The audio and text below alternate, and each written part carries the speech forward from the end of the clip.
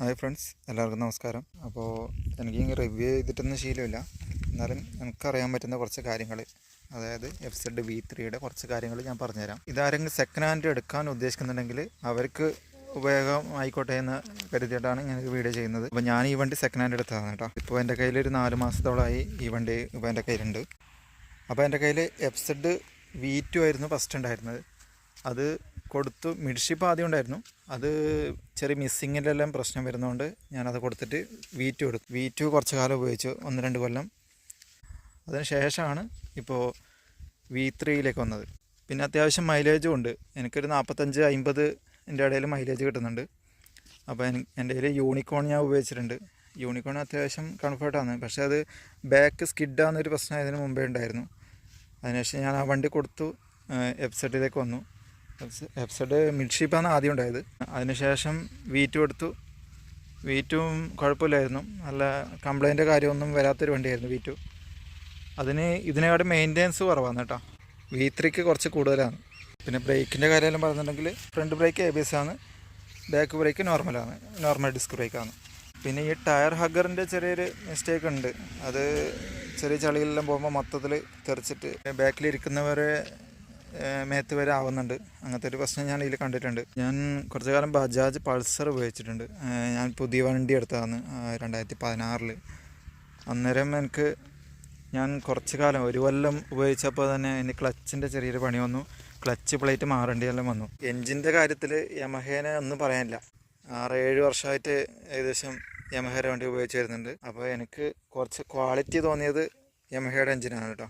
നിങ്ങളൊരു ഫാമിലി യൂസിനെല്ലാം ഉപയോഗിക്കുന്ന രീതിയിൽ നോക്കുന്ന വണ്ടിയാണെങ്കിൽ ഏകദേശം നിങ്ങൾക്ക് FZ ഇതുപോലത്തെ വണ്ടി എടുക്കാം ധൈര്യത്തിൽ, അല്ലെങ്കിൽ യൂണിക്കോൺ അതൊക്കെ നോക്കാം. പിന്നെ കുറച്ച് ദൂരയാത്രയെല്ലാം പോകുന്നുണ്ടെങ്കിൽ ടാങ്ക് കപ്പാസിറ്റി 13 ലിറ്റർ വരുന്നുണ്ട്. അത്യാവശ്യം 50ൻ്റെ അടുത്ത് മൈലേജും കിട്ടും. അങ്ങനെ നോക്കുന്നുണ്ടെങ്കിൽ ഒരു ടൂറിങ് പർപ്പസിനെല്ലാം എന്തായാലും ധൈര്യത്തിൽ നമുക്ക് ഉപയോഗിക്കാം. അതുപോലെ തന്നെ എൻജിൻ ക്വാളിറ്റിയും കുഴപ്പമില്ല. ചെറിയൊരു ഹീറ്റിങ്, അതായത് നിർത്താതെ ഒരു 150 കിലോമീറ്റർ ദൂരമെല്ലാം കണ്ടിന്യൂ ആയിട്ട് ഓടുന്നുണ്ടെങ്കിൽ ചെറിയൊരു ഹീറ്റിങ് തോന്നുന്നുണ്ട്. നമുക്ക് അതിൻ്റെ ഇടയ്ക്ക് റെസ്റ്റ് എടുത്ത് പോകുന്നുണ്ടെങ്കിൽ കുഴപ്പമൊന്നുമില്ല. അതിൻ്റെ സൗണ്ടൊക്കെ എനിക്ക് കുറച്ചൊരു ഇഷ്ടപ്പെട്ടത് BS6ൻ്റെയാണ്. കുറച്ചൊരു ബാസായ സൗണ്ടാണ് BS6ന് വരുന്നത് കേട്ടോ. ഇതിൻ്റെ പഴയ മോഡലിന് ഇതുപോലത്തെ സൗണ്ടല്ല വരുന്നത്. അതൊന്ന് ഞാൻ കേൾപ്പിച്ചു തരാം.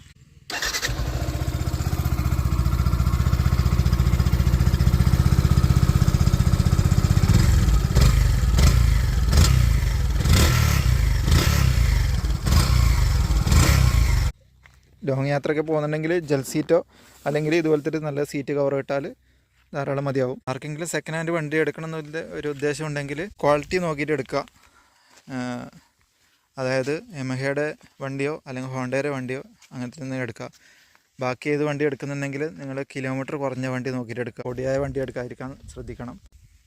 ഇപ്പോൾ V2നെ അപേക്ഷിച്ച് നോക്കുമ്പോൾ ഇതിന് മെയിൻ്റെനൻസ് വർക്ക് കുറച്ച് കൂടുതലാണ്. പക്ഷേ സാധനം നല്ല ക്വാളിറ്റിയാണ് കേട്ടോ. ഇപ്പോൾ ഏത് ബ്രേക്ക് പാഡായാലും കൂടുതൽ ലൈഫ് നമുക്ക് ഇതിൽ കിട്ടുന്നുണ്ട്.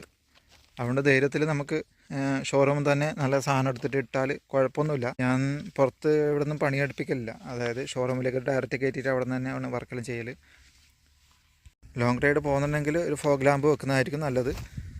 ഹെഡ്ലൈറ്റിൻ്റെ വിസിബിലിറ്റി കുറച്ച് കുറവാണ്. അതായത് സ്ട്രൈറ്റ് ആയിട്ട് കാണുന്നുണ്ട്, പക്ഷേ വൈഡായിട്ട് കാണുന്നില്ല. അതൊരു ടൂറിങ് എല്ലാം പോകുന്ന സമയത്ത് അതൊരു ബുദ്ധിമുട്ടായിട്ട് തോന്നും. അങ്ങനെ പോകുന്നുണ്ട് എന്നതിൽ ഉദ്ദേശം ഉണ്ടെങ്കിൽ നിങ്ങൾക്ക് ചെറിയൊരു ഫോഗ് ലാമ്പ് വെക്കാൻ പാടില്ല എന്നാണ്, എന്നാലും ചെറിയൊരു ഫോഗ് ലാമ്പ് വെച്ചാൽ അത് നല്ലതായിരിക്കും. 12 വർഷമായി ഞാൻ ഓരോ ബൈക്ക് ഇങ്ങനെ മാറി മാറി ഉപയോഗിക്കുന്നുണ്ട്. അപ്പോൾ കുറച്ച് കംഫർട്ടായിട്ട് തോന്നിയത് FZ ആണ്. അതുപോലെ തന്നെ യൂണിക്കോണും ഉണ്ട്. യൂണിക്കോൺ കുഴപ്പമില്ല, നമുക്ക് സസ്പെൻഷൻ ആയാലും കുറച്ചൊരു സോഫ്റ്റാണ്. അത് വെച്ച് നോക്കുമ്പോൾ ഇതിൻ്റെ കുറച്ച് ഹാർഡാണ്, എന്നാലും കുഴപ്പമില്ല. എത്ര ലോങ് വേണമെങ്കിൽ നമുക്ക് ധൈര്യത്തിൽ കൊണ്ടുപോകാൻ പറ്റുന്നൊരു വണ്ടി എന്ന് വേണമെങ്കിൽ തന്നെ പറയാം. വളരെ ചെറിയൊരു മീറ്റർ കൺസോളാണ്.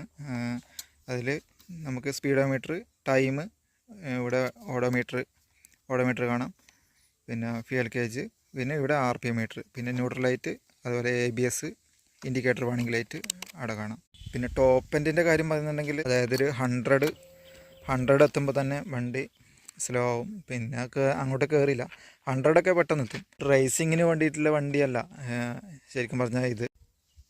നിങ്ങൾ അത്യാവശ്യം ലോങ്ങൊക്കെ പോകാൻ ഉദ്ദേശിക്കുന്നുണ്ട്, ഒരു 150cc വണ്ടി എടുത്തിട്ട് ലോങ്ങൊക്കെ പോകാൻ ഉദ്ദേശിക്കുന്നുണ്ടെങ്കിൽ ഞാൻ ആർക്കാരും സജസ്റ്റ് ചെയ്യും. അതായത് അത്യാവശ്യം റൈഡിങ് കംഫർട്ട് ഈ വണ്ടിയിലുണ്ട്. അതായത് കുറച്ച് വലിയ സീറ്റാണ്, അതുകൊണ്ട് യാത്രാ സുഖം ഇപ്പോൾ പില്ലിയനായാലും റൈഡർക്കായാലും അത്യാവശ്യം നല്ല യാത്രാ സുഖമുണ്ട്.